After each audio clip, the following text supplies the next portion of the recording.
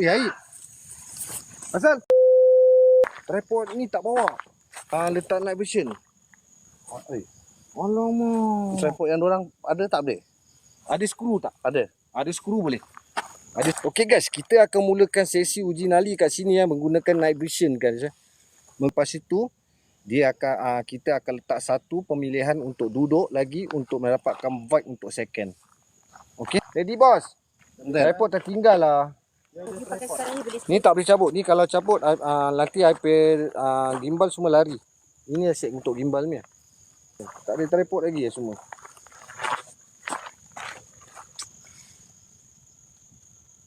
Korang tolong bantu-bantu tap screen. Abang Adi boleh buat. Okay, siapa yang boleh tak apa dan.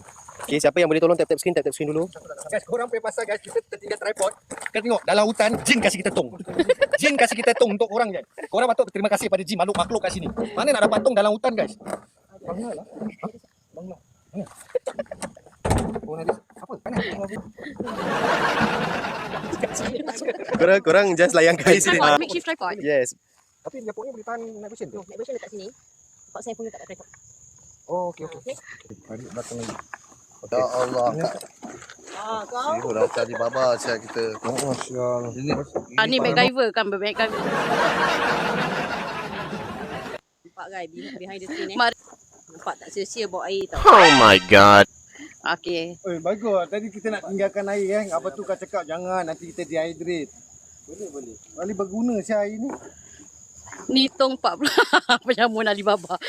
Betul. Nak set up untuk night vision uji nyali Sure lah, tripod kalau tak bawa masalah. Tengok muka Angah, kesian woi, sungguh-sungguh woi. Nanti dah habis pakai jangan lupa pulangkan. Terus auto nyanyi lagu penyamun tu.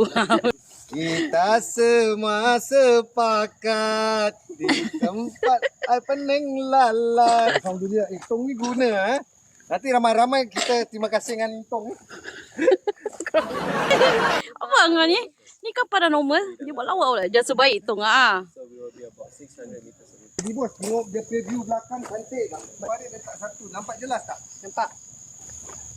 Tadi kita tinggalkan tengah duduk tu Dia gini-gini terus senyap Terus kita jalan Uji session in 5 more minutes Ni macam tak clear sangat Kenapa Ni macam tak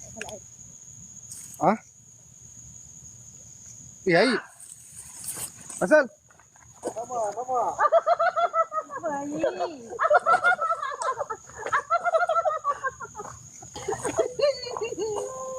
lari yang Sorry korang.